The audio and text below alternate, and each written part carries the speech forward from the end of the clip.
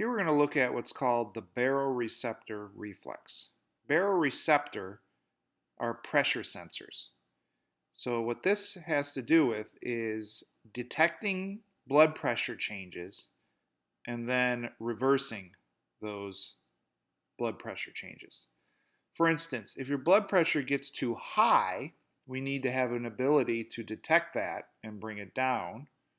If your blood pressure gets too low, we need to have the ability to detect low blood pressure and bring it back up. So this is a classic negative feedback mechanism to control your blood pressure using the nervous system. There's an animation you can find on Canvas, or you can search this link, that goes over this baroreceptor reflex, animates the reflex, and it should help you understand the pathway. Simply put, there's a stimulus, and this stimulus disrupts your blood pressure. A couple options we can think of. One option could be you have an extreme drop in blood pressure, and that could be due to hemorrhaging. So maybe someone is losing blood volume, and due to that loss of blood volume, their blood pressure drops. Another example is when you're lying down and then you sit up. When you're lying down and then you sit up very quickly, that position change lowers your blood pressure. So that would be the stimulus of lowering your blood pressure. And when that blood pressure drops, you have to be able to detect that. So there are locations where we have baroreceptors. Baroreceptors are located in your carotid arteries, in an area called the carotid sinus, and in the arch of the aorta. And these baroreceptors are actually stretch sensors. So they are monitoring the stretch of these arteries. So you can imagine if an artery stretches more than normal, that means pressure is high. If those arteries are stretching less than normal, that means the pressure is too low. That information is sent to the cardiovascular control center within two sets of cranial nerves. The glossopharyngeal nerves, cranial nerve 9, comes from the carotid sinus. The vagus nerve comes from the aorta. So we see these nerve impulses coming into the medulla, just telling that cardiovascular control center where your blood pressure is. So again, let's say our example is low. It's too low.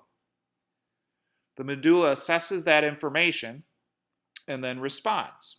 And if it's a low blood pressure, it's going to stimulate the sympathetic neurons, which is this guy here. I know this because it's not going back out the vagus, but going down the spinal cord and then out to the heart. So those are the cardiac accelerator nerves. If the original stimulus was a high blood pressure, we would not stimulate these sympathetic neurons. We instead would stimulate the vagus, and the heart rate would go down. What this also shows is blood vessels. If that original stimulus was a low blood pressure, we're going to also send sympathetic stimulation to blood vessels in order to constrict the systemic arterioles and increase vascular resistance in order to increase blood pressure. So this is known as the baroreceptor reflex. We should kind of go about it that way. Use this figure, think about the stimulus, think about the receptors and their locations, think about the control center, and then the ultimate output to the heart and blood vessels. That's how your nervous system regulates your blood pressure. This table talks about all the different hormones that regulate your blood pressure. Many of these hormones we should already know. There's a few new ones, but let's look at some of them we already know first. like epinephrine and norepinephrine. Epinephrine and norepinephrine are released by your adrenal medulla to do a number of different things to the body, but one of them is to increase heart rate and increase contractility. You'll also notice epinephrine as a hormone also does some other things. I want you to pay attention to right here the fact that epinephrine is also a vasoconstrictor. In this context, it does this to help boost blood pressure.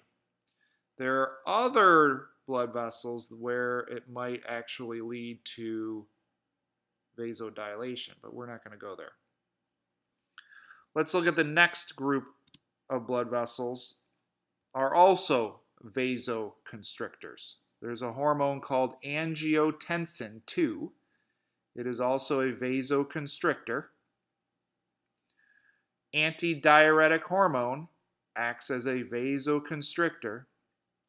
And then there's norepinephrine and epinephrine. So those are all hormones that also will increase blood pressure by vasoconstriction. There's a couple that I want you to look at that vasodilate. Atrial natriuretic peptide. That hormone is produced by your heart in response to high volume. So what that hormone will do is twofold. It'll help get rid of some volume, so it'll help remove fluid. It also vasodilates to help lower pressure. The final category is hormones that directly affect volume. Aldosterone will increase blood volume by increasing sodium retention, whereas antidiuretic hormone will increase volume by water retention. So notice the difference here. Aldosterone retains sodium and therefore water in order to increase blood volume. ADH only increases water. And then there's that atrial natriuretic peptide again. It reduces blood volume when there's too much fluid in the blood space. So it reduces blood volume to decrease pressure. It also can vasodilate to decrease blood pressure. So a lot of hormones we've heard of and we want to revisit again, just in the context of what do they do to blood pressure. Do they raise blood pressure or do they decrease blood pressure? Once we know some of these hormones, in particular the angiotensin and aldosterone hormones, we have drugs that disrupt them. There's a whole pathway in the body known as the RAA system. There's an A missing here. The RAA system stands for renin, angiotensin, aldosterone. This system of hormones and enzymes are triggered when your blood volume is low. When your blood volume is low, your kidneys release an enzyme called renin. Notice the name is referring to kidneys, renin or renal. So when your blood volume is too low, your kidneys release renin, and this triggers a bunch of reactions. One of them requires an enzyme called ACE. ACE stands for angiotensin converting enzyme. It converts angiotensin 1 into angiotensin 2. And looking at the figure, we already know what angiotensin 2 is going to do. It's going to vasoconstrict in order to increase blood pressure. This pathway also leads to an increased production of aldosterone, which will retain sodium and water. So notice what happened here. The problem was low blood volume. The response is going to be vasoconstriction and retention of sodium and water. Those two responses are going to help when your blood volume is too low.